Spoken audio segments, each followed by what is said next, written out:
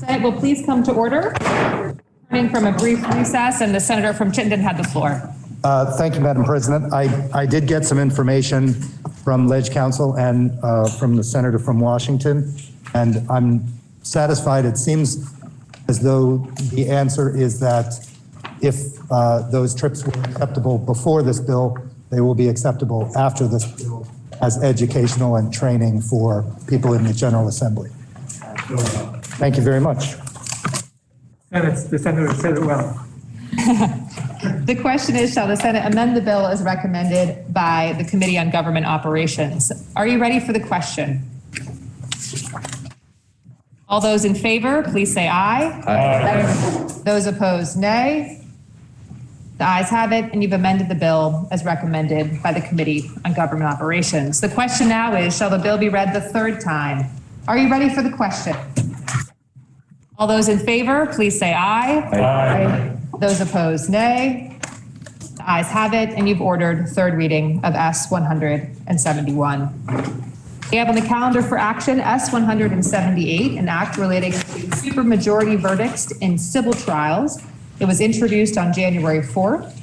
It was referred to the Committee on Judiciary, which reports it has considered the bill and recommends that the bill be amended as appears on pages 1148, 1149 of today's calendar, and that when so amended, the bill ought to pass.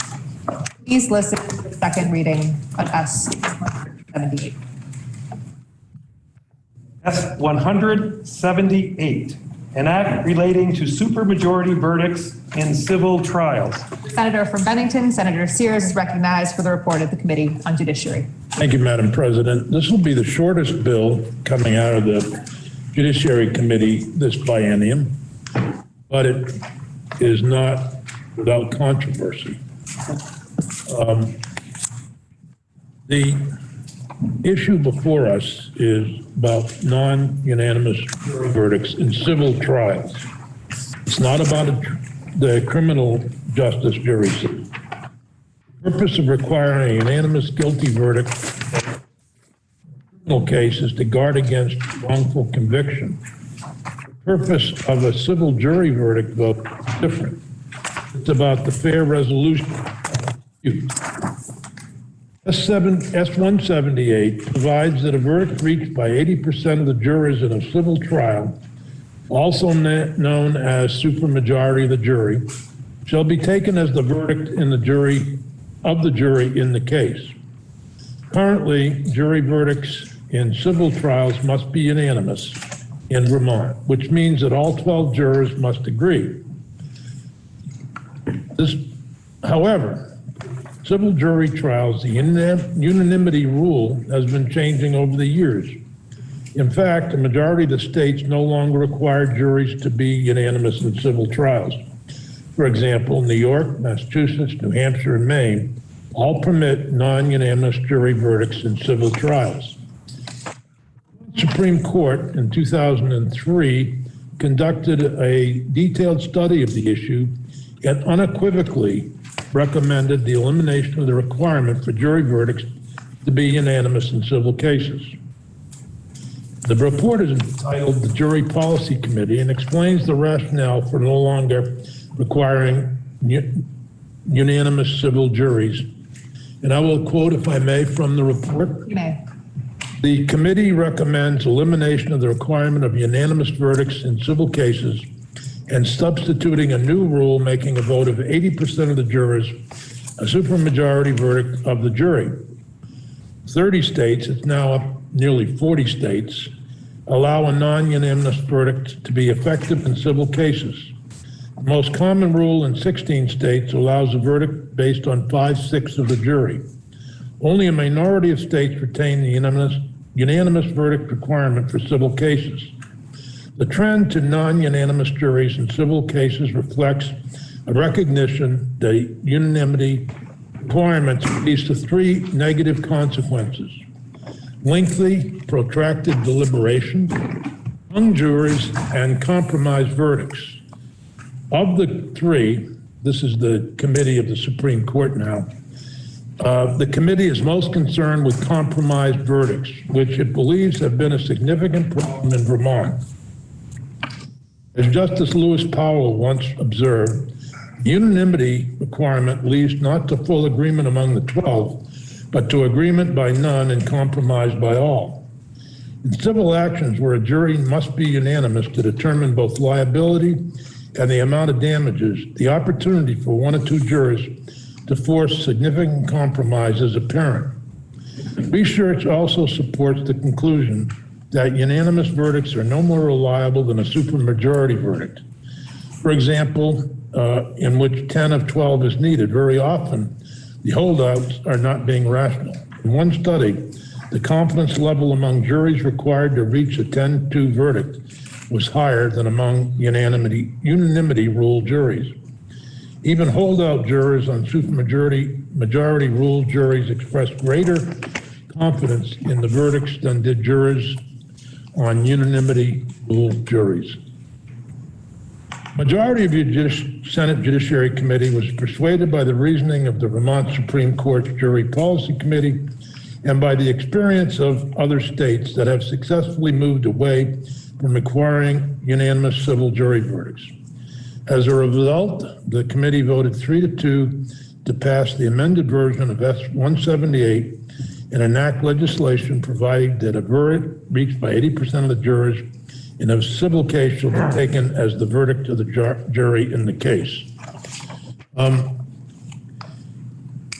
It's not really about departing from tradition. Vermont court rules already allow the option of a supermajority verdict voting, but the defense side, those objecting to this bill, will never agree, and why would they? As mediators always first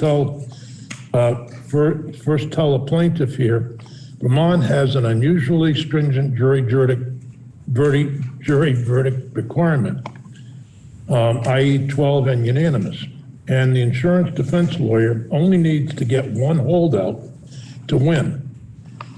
You, the wrongfully harmed, must convince all 12 to get justice.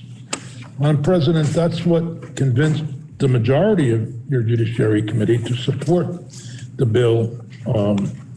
And it's a fairly, as I said, it's the shortest bill I think we've done this biennium and maybe in history. It reads, unless the parties stipulate otherwise, a verdict or finding due by at least 80% of the total number of jurors serving on a jury in a civil trial shall be taken as the verdict or finding of the jury. Madam President, the vote, as I said earlier, was 3-2 in committee, and the majority of the committee hopes the Senate will agree.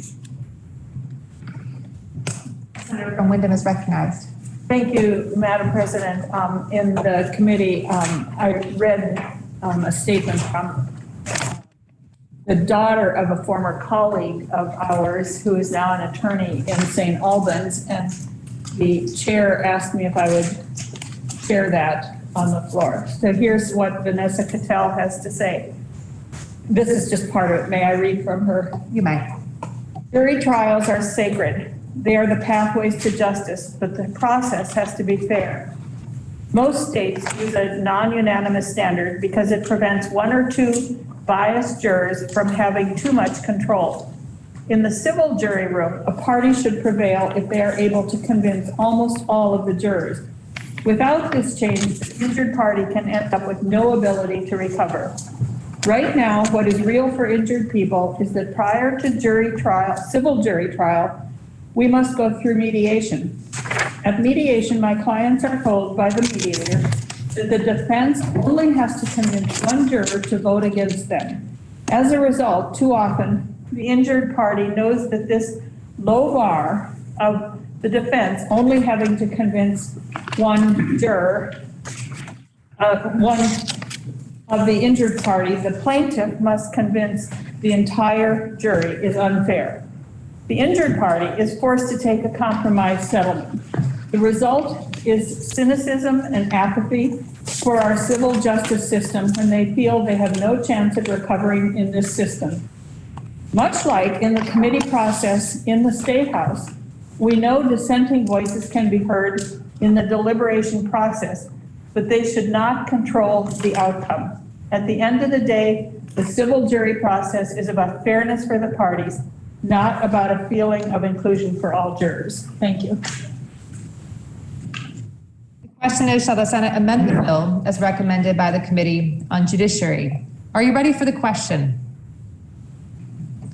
The senator from Chittenden is recognized. Thank you, Madam President. I just want to thank the Judiciary Committee and the chair of the Judiciary Committee. I just have had experience with this issue in the past, and I know how hard and controversial it can be. Thank you. The senator from Franklin is recognized. Thank you, Madam President. May I inquire for this? May. I have been told that a survey was done of Superior Court judges on this question, and I was told that they virtually unanimously opposed this measure. Is that true? It may be. I believe that might have been the testimony from Judge Zone, but I don't have it written down. So that's, Judge Zone said that? I believe that. I can't verify. I don't have it written down. Did, in the testimony before the Judiciary Committee, did Judge Zone oppose this measure? And if so, why? Honestly, don't recall, Madam President. Thank you, Madam President. The question is, shall the Senate amend the bill as recommended by the Committee on Judiciary? Are you ready for the question? All those in favor, please say aye. Aye. Those opposed, nay. No. The ayes appear to have it. The ayes do have it, and you've amended the bill as recommended by the Committee on Judiciary. The question now is, shall the bill be read the third time? Are you ready for the question? All those in favor, please say aye. Aye. Those opposed, nay. No. The ayes appear to have it. The ayes do have it, and you've ordered third reading of S 178. We have on the calendar for action relating to extending the Energy Savings Account Partnership Pilot Program, which was introduced on January 18th.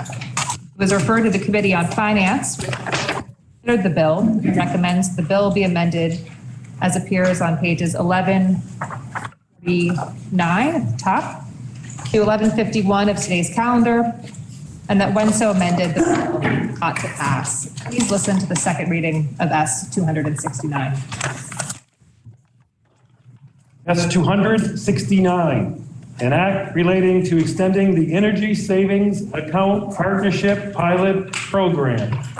Senator from Franklin, Senator Brock is recognized for the report of the Committee on Finance. Thank you, Madam President. This deals with energy savings account program that exists in statute, has for some time, relating to the spending of efficiency Vermont funds, typically by businesses. And the program initially, dealt with companies that spent more than $5,000 a year in efficiency Vermont contributions.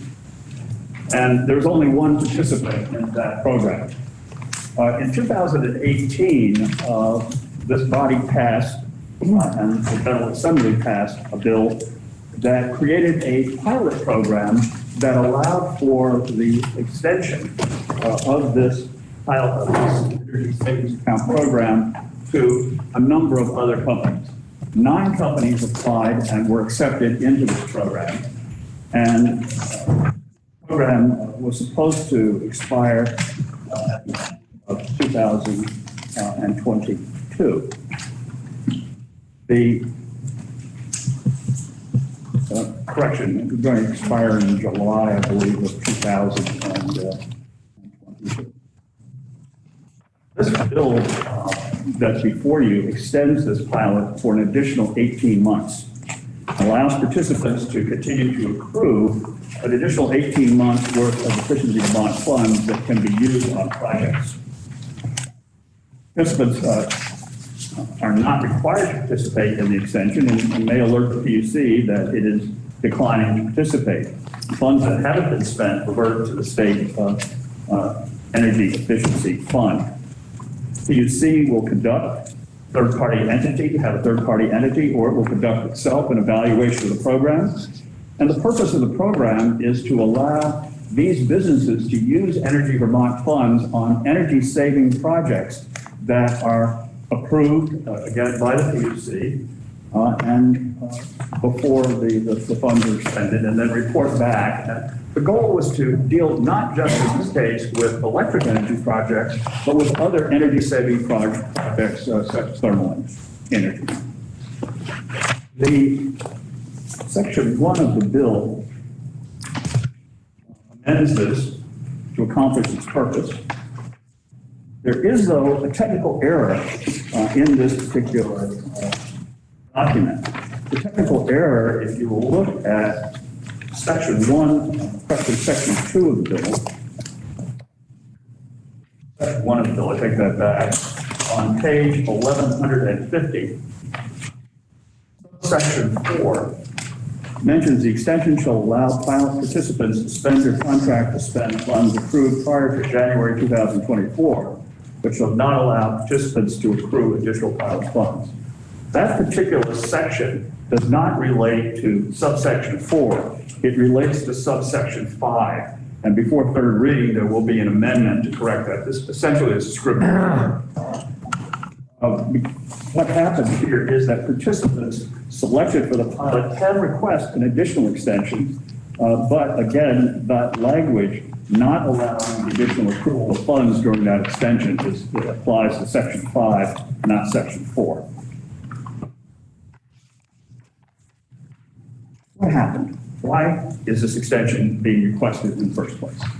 It's being requested because although the bill passed in 2018, it took effect on July 1, 2018, the PUC began creating the rules for it January of 2019, 6 months later. And the PUC did not finalize the rules for selecting customers until May of 2019. And the list of selected customers was not finalized and approved before February of 2020. And if you think of February of 2020, there's this thing called COVID that came into play. And that put everything, the delay in the PUC getting the rules finalized in the first place, coupled with once the rules were finalized, everything then got tripped up by COVID. That caused the delay. The companies could not do what they intended to do. And we use this word transformational all the time. This pilot program was designed to do things that were transformational as far as the energy use of those particular companies. They were not able to do that in the time frame allowed because of the regulatory problem and also because of the effect of COVID. And that's the reason for requesting this particular extension. It does not, however, allow funds to continue to be accrued, particularly during the second extension period.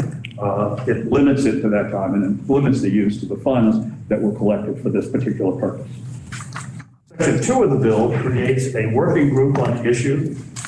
The Department of Public Service to convene a group which should include the 9 participants of the pilot program, Efficiency Vermont, ACCD, and all of the participants in the Energy Savings Account program, which is one other participant, convened by August of 22 and report back to the General Assembly before January of 23 with recommended changes to the Energy Savings Account rules. Your Committee on Finance interviewed a significant number of witnesses, Dennis Bombardier, Chief Operating Officer and Chief Technology Officer at Probation Technology in 89 North, Tate Brooks, the Deputy Secretary of the Agency of Commerce and Community Development, Mark Klein, the Regional General Manager of West Rock, Elaine Jaskowski, the Legislative Counsel, Greg Faber, Analyst of the Public Utility Commission, Mary Jo Korluski, Utility Analyst of the Public Utility Commission, TJ Ford, the Director of Planning at the Department of Public Service, Dan Riley, the Director of Public Affairs at Vermont, Matthew Wells, the Regional Manager at State Government Relations at West Rock, and Dave Westman, the Director of Regulatory and State Agency Affairs at Efficiency Vermont. There are 3 major categories of participants involved in the program itself or in oversight of the program, and these include the 9 companies involved in the pilot, Efficiency Vermont, as well as the Public Utility Commission, and all of them concurred in the structure and the content of the amendment that's being presented to you today. It was approved by the committee on a 7-0 vote, Committee of Finance, and we urge you and ask that you support the bill. The question is, shall the Senate amend the bill as recommended by the Committee on Finance? Are you ready for the question? All those in favor, please say aye. Aye. Those opposed, nay. The ayes have it, and you've amended the bill as recommended by the Committee on Finance. The question now is, shall the bill be read the third time? Are you ready for the question? All those in favor, please say aye. Aye. Those opposed, nay. The ayes have it, and you've ordered third reading of S 269. We now move to S 53, an act relating to exempting feminine hygiene products from the Vermont sales and use tax. The House has proposed the Senate to amend the bill as set forth on pages 1151 to 1159 of today's calendar. And the underlying question is, shall the Senate concur with the House proposal of amendment? The senator from Washington, the chair of the Committee on Finance, Senator Cummings, is recognized. Thank you, Madam President. May I speak to the amendment in the bill? Yes. Okay, thank you. Okay. And I am glad we're here in person because this is not a simple little bill, and it's made more complex by the route it has taken to get here. Despite the title, there is one sentence that deals with feminine hygiene products in this bill, and that changes the title from hygiene to menstrual products. And that was in a response to concerns that were expressed on the floor when we passed this bill. We did pass S 53. It was a standalone bill on feminine hygiene products, exempting them from sales and use tax. Sent that bill to the other body. Our language off of it, put it onto the miscellaneous tax bill, came back to us, and it became law along with other things in Act 72 of last year. The other body then took our vehicle and added two unrelated, but they have something to do with taxation bills onto it, and sent it back to us as a further proposal of amendment. That's going to Committee of Conference, a further proposal of amendment to our bill. And that's where we are. Because of the strange route, your traditional side-by-side Senate, House, Senate, I found, and I'm probably more familiar with this than most people, confusing. So you should have before you a written layout, a side-by-side, joint fiscal office. I don't know if you got the witness. I am going to work from the written, and I'm going to move Madam President? some of the. Senator, just a moment. The senator from Wyndham is recognized. Thank you, Madam President. I do not believe we have the side-by-side yet. Okay, it should be coming out. I brought. There is another handout circulating as I speak. This should be around. Everyone should have this one and then the one that's being circulated. You should have this one, and the joint fiscal. And I thought I brought them all up this evening.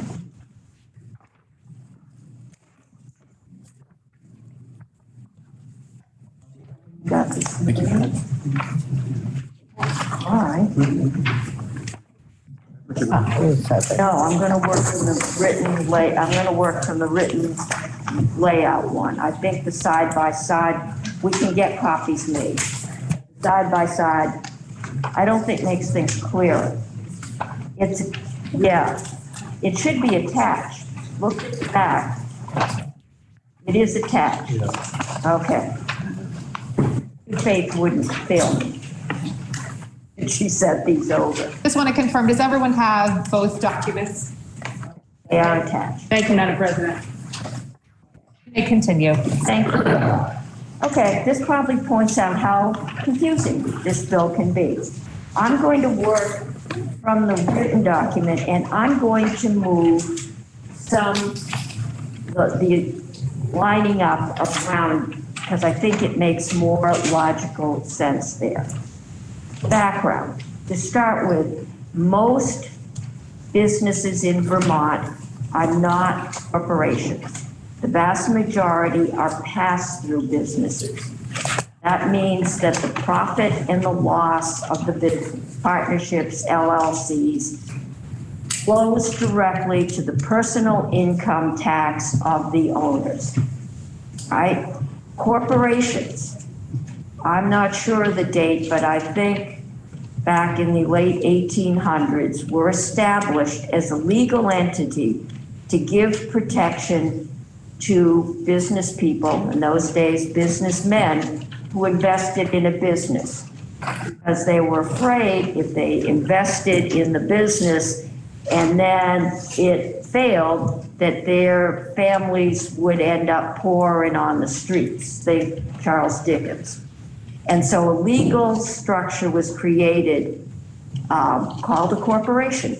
And the corporation retained the profit and the loss of the corporation. The owners were paid either dividends or salary. Whatever they were paid went through their personal income tax.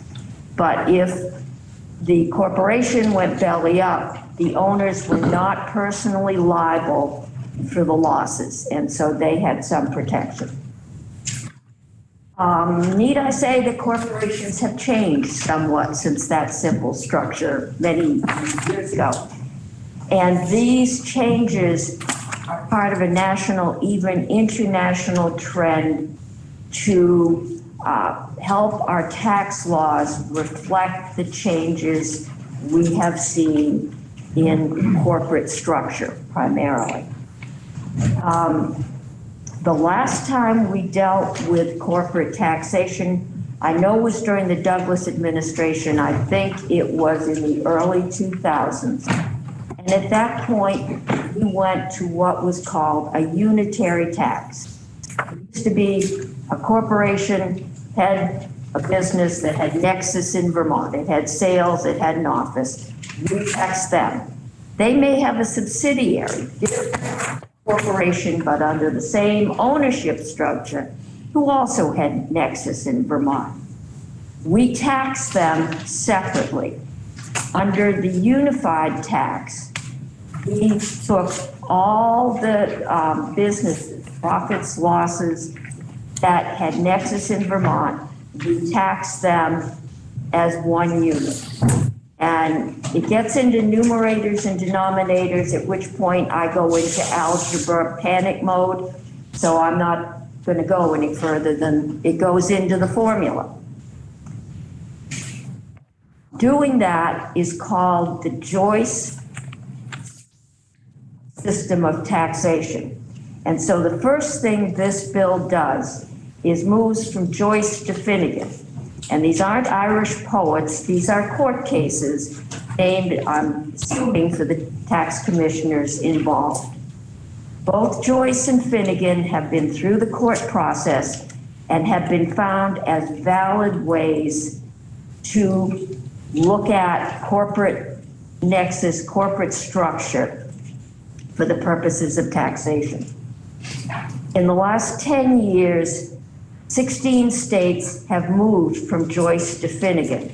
None have gone from Finnegan to Joyce. So things that pop up on my computer would say it's trending. This is what they're doing. What Finnegan says, and that's the first major change here, it switches Vermont from the Joyce to Finnegan method. What Finnegan says is you don't just take the corporations that have nexus in Vermont. You look at all of them that are under that same corporate ownership structure. And all of that profit and loss goes in to into the taxing formula. It makes it a little harder for corporations. So we do that. That's the first thing we do.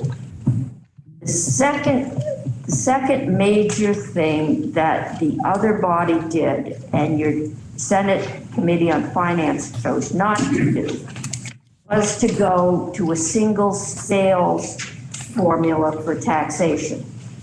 Right now, when Vermont looks at a corporation or weighing it in Vermont, it looks at your income, your sales primarily. We look at your physical plant, and we look at your payroll. The result of that is that Vermont corporations corporations that have plant payroll in Vermont are more heavily weighted. So if we had a plant in Vermont that made surfboards, even though the majority of its sales were out of state, it would be more heavily weighted here than a company from Florida that made snowmobiles and, made most of its sales here. So the idea was to move to just looking at sales. However, that's where the big cost came in this bill. When it originally came out of the other body, when it came to us, I believe the numbers were like a $7 to $9 million loss. And your Committee on Finance, and then we looked at where that tax deduction would accrue. It would accrue primarily to larger corporations. Again, the majority of corporations in Vermont are very small by corporate standards. But we just weren't quite ready to pull that plug and go there. It was expensive. I got my annual lecture from a post this morning about stop spending money. And we did not go there. The other thing, several of the other things that the other body did in this bill attempted to raise some of that lost revenue. Now, this revenue keeps getting recalculated. It's down to 1 or 2 million, but nobody's really sure because corporate taxation is complex. It doesn't get paid April 15th like personal.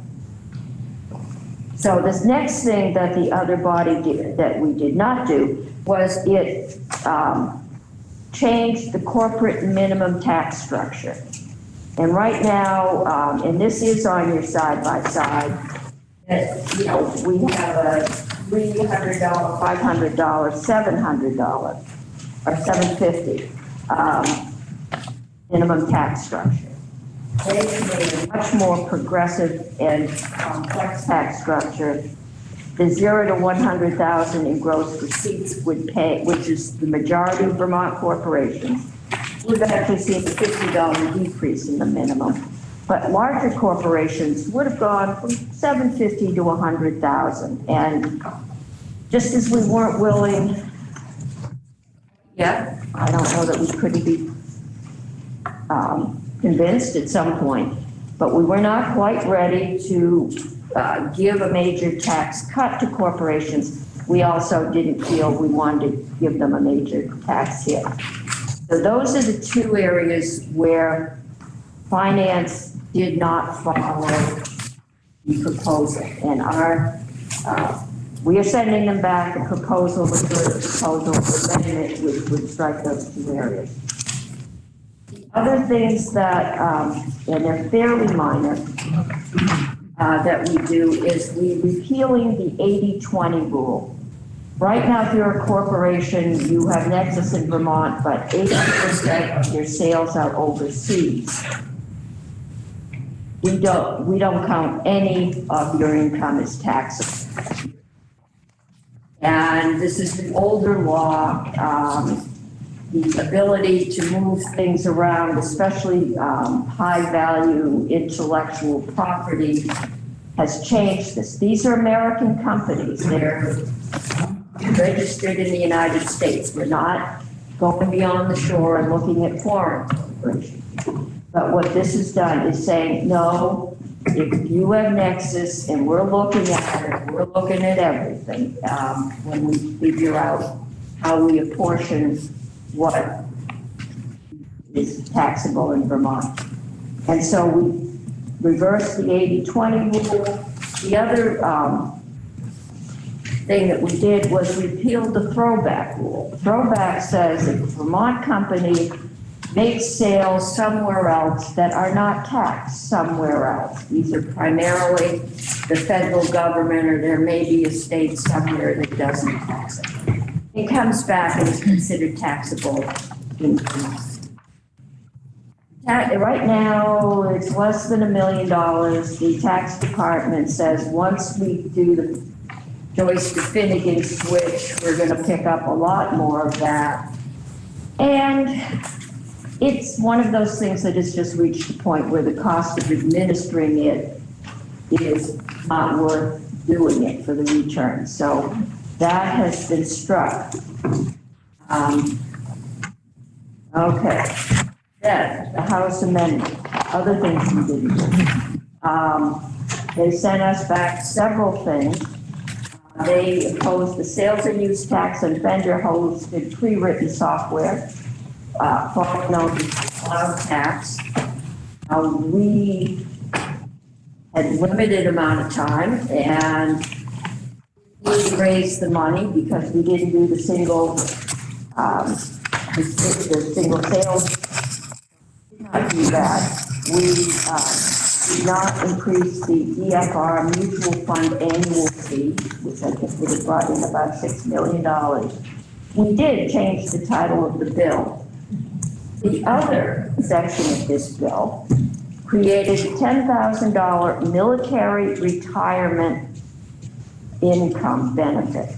So the other body exempted the first $10,000 of military retirement from taxation. That gets us into the second section of this bill.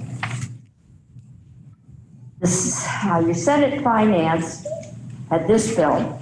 We had a bill that would exempt all military taxation from all military pensions from taxation. And we had a bill that would exempt a portion of federal civil servants' retirement from taxation. Federal civil servants and the military at some point did not pay Social Security. I think the military started paying it in the 1990s. The civil servants started paying it in 1987. But people that retired now, it's a good chance, and the heartstring was our postmistresses. I think we frequently hear about the postmistress supporting the family. Yes. We know that when we restructured the Vermont tax code in response to the Tax Cut and Jobs Act, so we wouldn't raise $30 million more from Vermonters in the tax cut bill, we set up a structure in which moderate to lower income Vermonters were exempt. Their Social Security was not taxed as long as they fell into those AGI categories. The Committee on Finance recognized that some groups don't collect Social Security, so they would be ineligible for this. Or in the case of military, they may start collecting their pension long before they're eligible for Social Security, because the vast majority retire between 40 and 50. So what we hope to do in this bill, and we hope we have made it to rest for everyone at this point, is that we set up a system so that everyone could be exempt under those same AGI income levels. So if you're making $500,000 a year, we're not taking any of your retirement income off the table.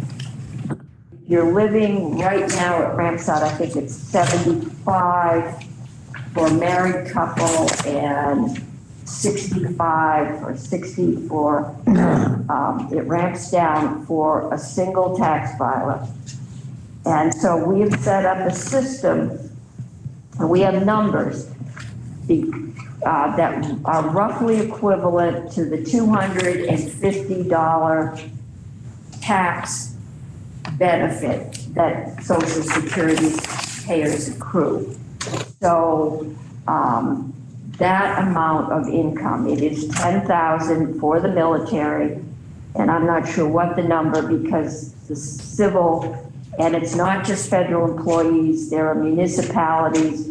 I think the Massachusetts teachers, I know when I worked for a large town in Massachusetts, I didn't pay Social Security because they had their own pension system that pre-existed Social Security, and they got an exemption. So everybody should get roughly at this point a $250 tax benefit. We do have a bill that will raise by $5,000 those AGI levels, respecting inflation. But we're trying to keep this as a way to help moderate to lower income people to maintain the progressivity of the Vermont tax structure.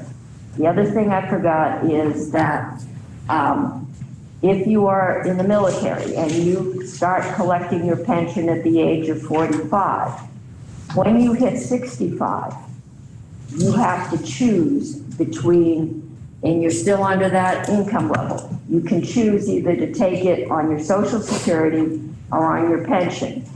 And that's your choice, but you basically can't double dip. You can't deduct it from your income twice. So hopefully that keeps everyone equal.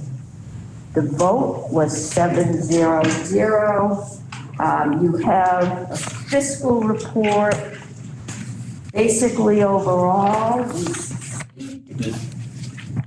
by 2026, $8 million.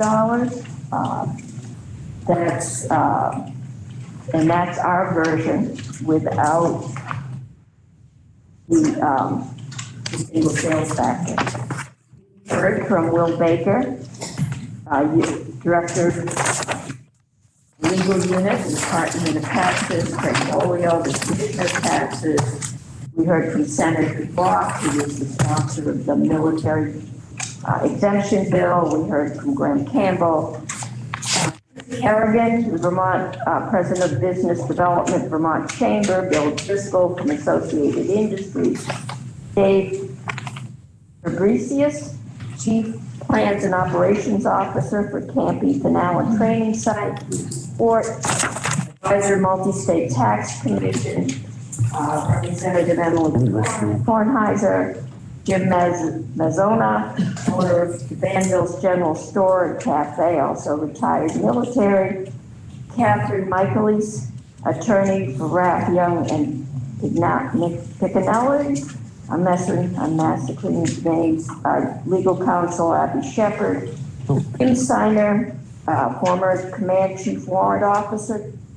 Patrick Titterton from Joint Fiscal, and Stephanie Yu from the Public Assets Institute. The vote was 7-0, and we asked this one. I forgot the amendment. Let me reframe your amendment, your specific amendment. Yes, the floor. Let me reframe the question, and then I'll come back to you for the amendment, if that's okay? That's fine. Thank So you. the question now is, shall the House proposal amendment be further amended as recommended by the Committee on Finance? And now the senator from Washington is recognized for her amendment. Thank you, Madam President. The amendment was brought to us after the bill had been voted out. I think you can call it a Scribner's error, but it's lots of words. As part of the transition language from Joyce to Finnegan in the bill, that referenced or reflected that the throwback, it didn't recognize that you had to fill the throwback rule. So that part of the transition is no longer necessary, and the amendment would delete that section that refers to that transition. Now the question is, shall the further proposal of amendment as recommended by the Committee on Finance be amended as recommended by the Senator from Washington? Are you ready for the question?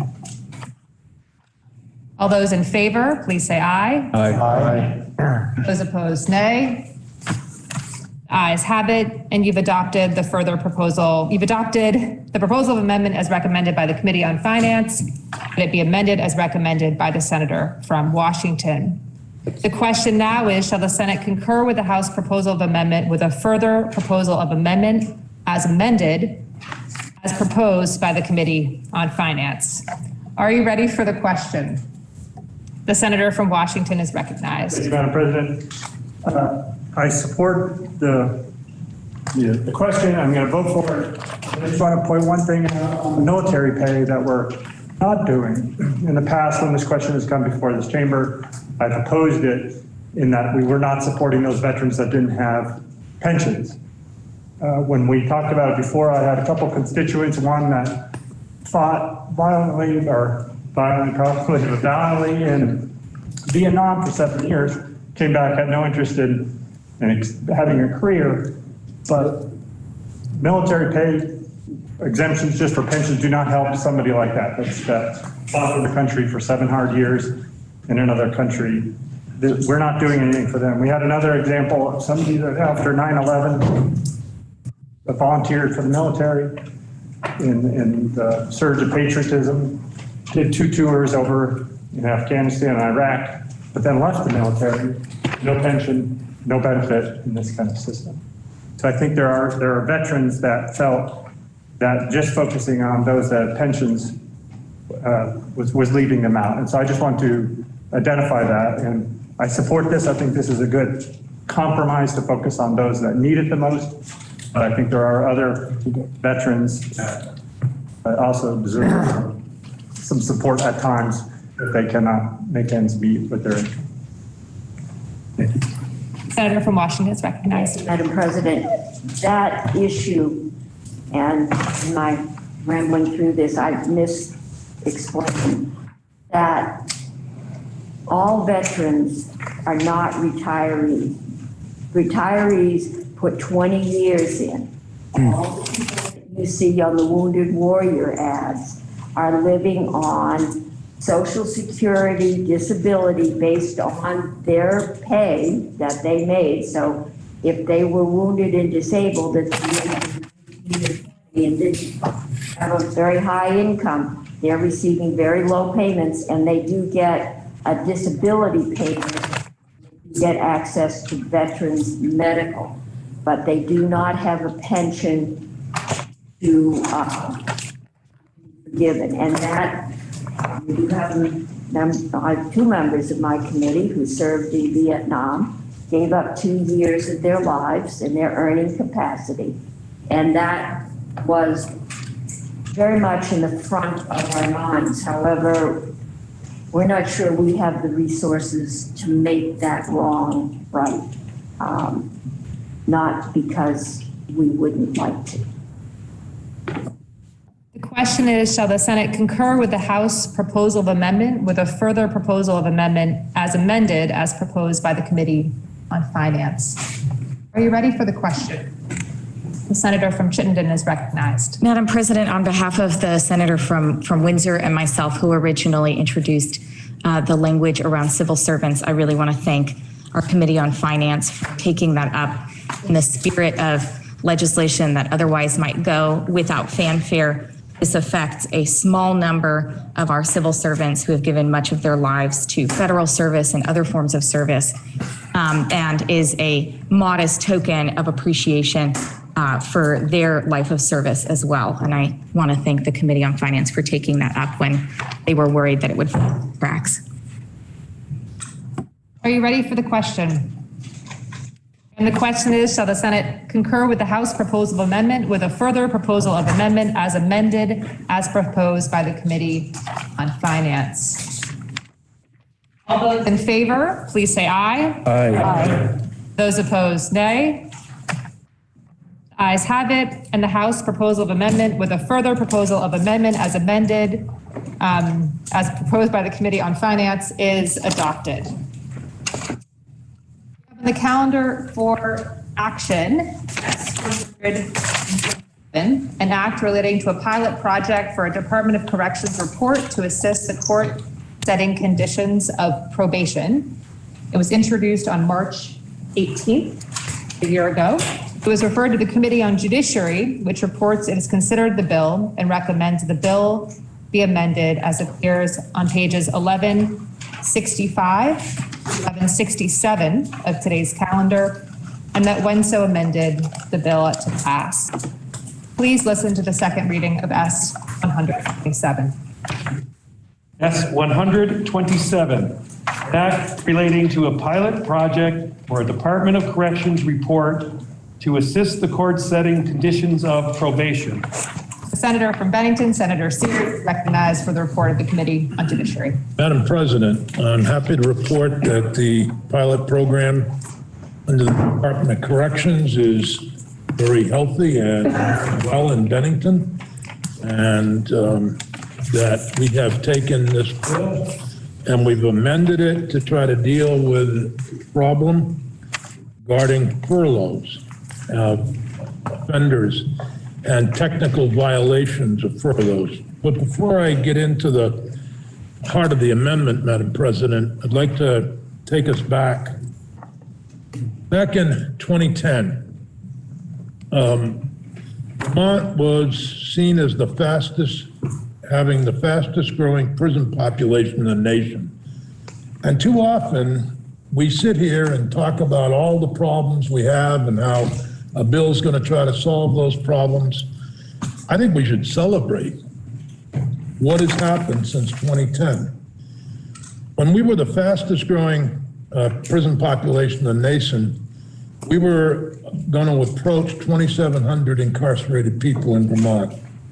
The fact is, today, Madam President, we've reduced our prison population since 2010 by almost 1,000 offenders. 1,000. Mainly through justice reinvestment and other initiatives that this legislature, administration, our courts have all been involved in.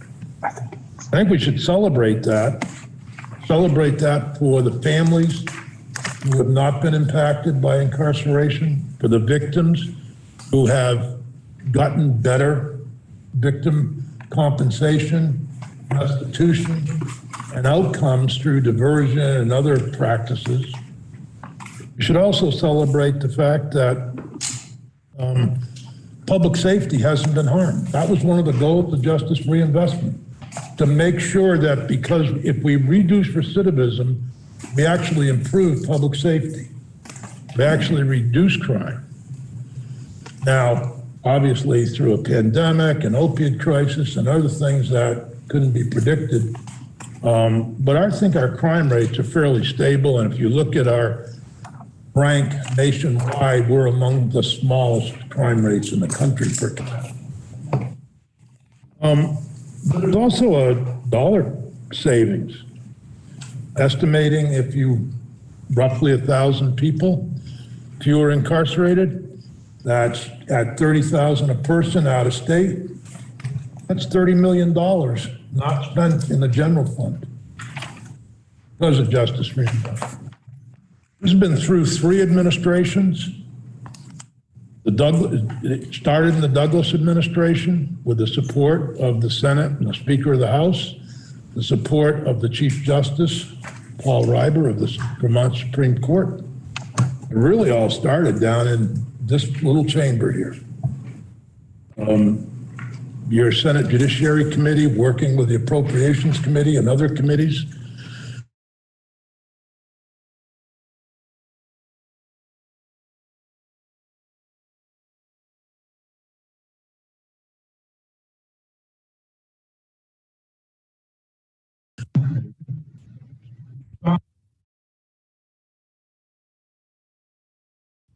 Sorry to interrupt. We've lost the Zoom feed. Okay. So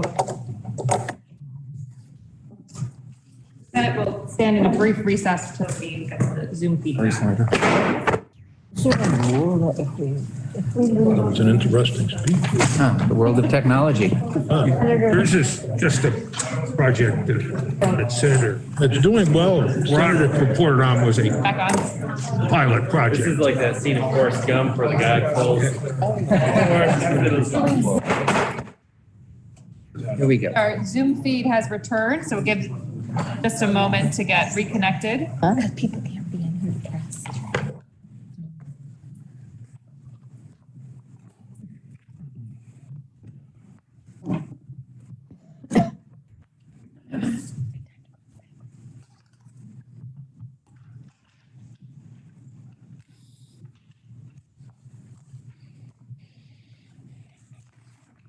Senate will please come to order.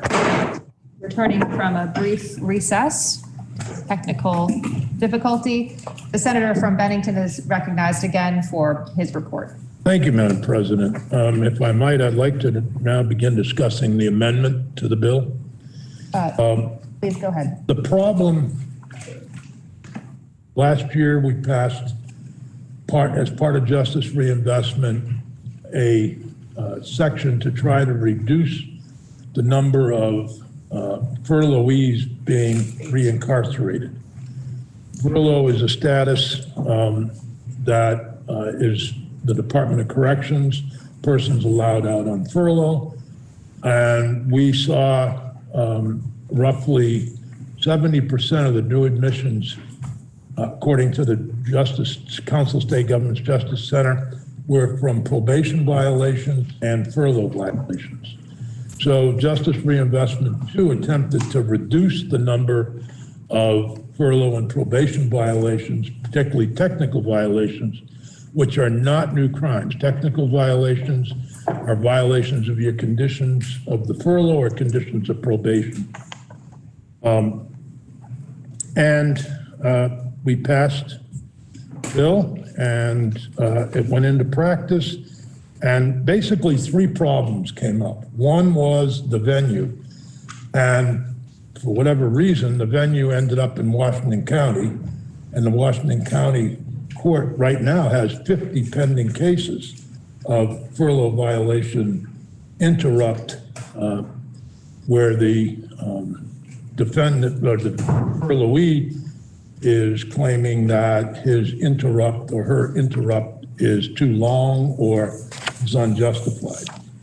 Again, these are all on technical violations. So those 50 cases. So S-127 attempts to change the venue, if the court wishes, back to wherever the prosecution took place. But again, it's a may for the court, not a requirement. Second problem it attempts to rectify is we put down after any, you could appeal a furlough interrupt that was longer than 90 days. Well, it takes almost 6 months to get into court. So while if you're interrupted for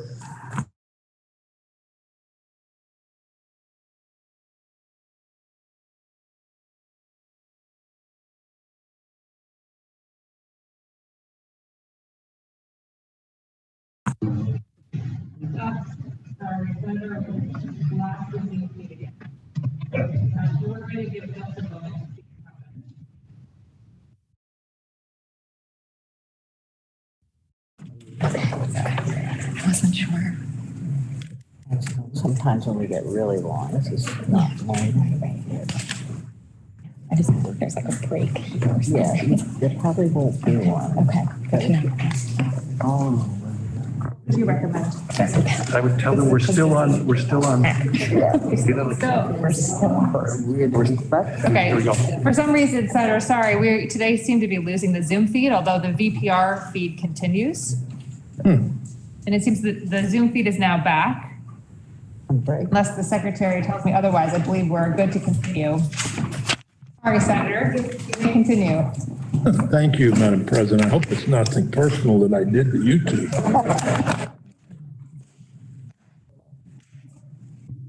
So the third problem is one of, for the Department of Corrections, was these cases of furlough interrupt and trying to solve that. So S-127 is really a compromise on that particular section of the bill. So if I could go over that, and then there is an amendment.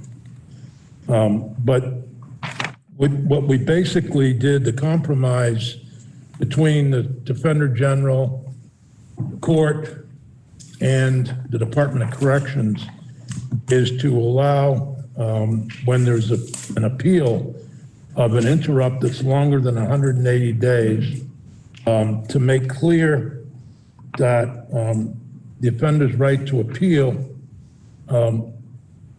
has the opportunity for the department to present information about why they believe the interrupt should be more than 180 days. As I said, that's the issue. So if let's say it's a year, the department can make clear that the case is only on the issue of the technical violations. And I'm sorry, I'm trying to find my place here. It kind of messed up. I'm sorry. Is aimed to reduce the paperwork and administrative burden on both the Department of Corrections and the courts. Currently, the court does not have subject matter jurisdiction or, in less legal terms, the ability to hear appeals if the furlough was revoked or interrupted for a period of less than 90 days. This means if an offender's furlough is interrupted or revoked for only 80 days, then the court does not have jurisdiction to hear the appeal. However, an appeal can still be filed under current law because there's no mechanism to dispose of the appeal quickly. Right now, as the committee heard, once an appeal is filed, the parties must produce the full record to the court and any evidence presented, and the court still holds a hearing to address the jurisdictional issue. S-127 attempts to fix this issue by requiring the applicant certify the court's subject matter jurisdiction and give the department ability to object without having to produce all of the underlying record if there's a jurisdiction. The bill also adds a new subsection C2 to clarify the court's scope of review, that the review is limited to determining if the department abused its discretion in revoking or interrupting an offender's community supervision furlough. The length of the interruption or revocation can be a factor in that determination. And as I said, the other sections deal with the venue, which I think all parties agreed to. So this is a compromise. It is supported by all 5 members of the Judiciary Committee, and I'm happy to answer any questions that may come up. But I also wanted to point out, it is a revision of a judicial rule, Rule 74. And it's the bill itself is that revision to Rule 74. Thank you, Madam President. The question is, shall the Senate amend the bill as recommended by the Committee on Judiciary? Are you ready for the question? All those in favor, please say aye. Aye. Aye. Those opposed, nay. The ayes have it, and you've amended the bill as recommended by the Committee on Judiciary. The senator from Bennington is recognized for the amendment or by the senator and others. Yes, Madam President, this amendment, supported by all 5 members of your Judiciary Committee, is to deal with those cases already filed and that would not impact by the changes to Rule 74, and to avoid problems with retroactivity. So the amendment on page 1167 of today's calendar basically doesn't impact somebody who has, the objection between 90 and 180 days, and because they would no longer be eligible, but we still make them eligible for the retroactive period, so that nobody's rights are violated. That's basically what the amendment does. Senator, the question is, shall the Senate amend the bill as recommended by the senator from Bennington and others? Are you ready for the question? All those in favor, please say aye. Aye. Those opposed, nay. The ayes have it, and you've amended the bill as recommended by the senator from Bennington. Others. The question now is, shall the bill be read the third time? Are you ready for the question? The senator from Essex Orleans is Yes, recognized. thank you, Madam President. Can I inquire of the reporter of the bill? You may. Thank you. Senator, when you talk about probation and parole, a lot of times to get a person paroled or paroled, they have to have a job. And I know up north, you know, some of us spent quite a lot of time getting this company set up to hire these individuals to do certain function in the process. And when you run like a production line, you can't have a person pulled off that line and go to report to the parole officer at 2 o'clock in the afternoon or at 10 o'clock in the morning. And so my question, I guess, is these people that are getting out of jail, saving us all money, helping the family situation in many cases, they miss going to report to their parole officer because they're on the line working, and then they're in violation of their order, their parole. And so what I'm wondering, is there some way if we could require the parole officer, probation officer, if we do have situations like that, to have them go to where the individual is working and fill that need so that we're putting these people into our work environment, which everybody needs more help these days, and at the same time keep them out of prison. And I just am wondering if there is such a process. Well, Madam President, this has been a problem, and it's something that I know Commissioner Demmel and the people in the department are trying to deal with. We have, I believe we have, through rules, the requirement that they try to visit the person either on the job or accommodate the person's work or schools or educational schedule so that they're not doing exactly what you just said. And if you hear from constituents where this has happened, I urge you to contact the commissioner's office and let them know. I remember how unpopular I was one day when I went to the local probation and parole department and suggested that they start working a 3 to 12 shift so that they could have people coming in when they weren't working. It didn't go over well, but I think they're trying to accomplish that through having changes, and certainly the committee will discuss that with the commissioner. But if you have specific instances, either get them to a member of the Judiciary Committee or myself. I'm happy to discuss them with the commissioner. Madam President, thank you very much, ma'am. The question is, shall the bill be read the third time? Are you ready for the question? All those in favor, please say aye. Aye. Those opposed, nay. Ayes have it, and you've ordered third reading of S 127. I believe we will now move ahead a bit to the resolutions. We have a separate resolution to take up at this time. SR 19, a resolution commemorating St. Patrick's Day, celebrating the contributions of Vermonters of Irish heritage and expressing the hope that the common cooperation that the 1998 Good Friday Agreement has engendered in Ireland will. It was offered by Senator Lyons of Chittenden. Please listen to the reading of the resolution. SR 19, Senate Resolution commemorating St. Patrick's Day, celebrating the contribution of Vermonters of Irish heritage, and expressing the hope that the calm and cooperation that the 1998 Good Friday Agreement has engendered in Ireland will endure.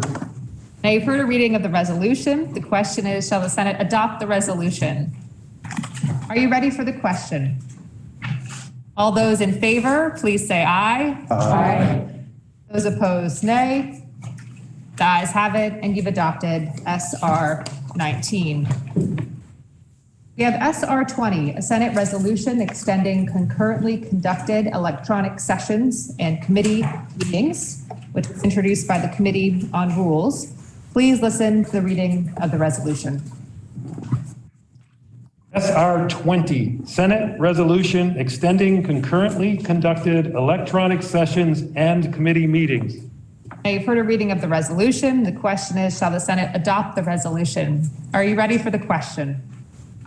All those in favor, please say aye. Aye. Those opposed, nay. Ayes appear to have it. The ayes do have it, and you've adopted SR 20. I believe we're going to adjourn. The senator from Windham is recognized. Thank you, Madam President. Pending announcements, I move that the Senate stand in adjournment until 10 a.m. Friday, March 18th. The senator from Windham is moved. That subject to any announcements, the Senate do adjourn until Friday, March 18th at 10 a.m. Are there any announcements? The senator from Addison is recognized. Madam President, Senate Natural Resources and Energy will meet tomorrow morning at 8:30 a.m. Senator from Washington is recognized. Thank you, Madam President. Senate Finance will meet at 1:30. Members, our agenda says 2 because we weren't sure how long we'd be on the floor, but the appropriations fiscal have asked to talk to us about base budget needs, so they will be coming to that. Senator from Bennington is recognized. Thank you, Madam President. Senate Education will meet at 1:30. Senator from Windsor is recognized. Windham is recognized. Thank you, Madam President. The Senate Reapportionment Committee will meet at 1 o'clock in room 41, which is somewhere over there. And Government Operations will meet at 1:30.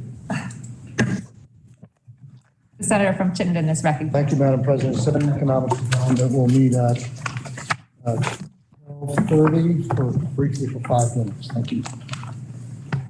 Senator from Caledonia is recognized. Thank you, Madam President. Senate institutions will meet at 1 o'clock. Any additional announcements?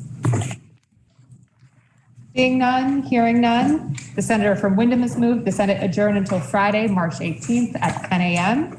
Are you ready for the question? All those in favor, please say aye. Aye. Those opposed, nay. The ayes have it, and the Senate stands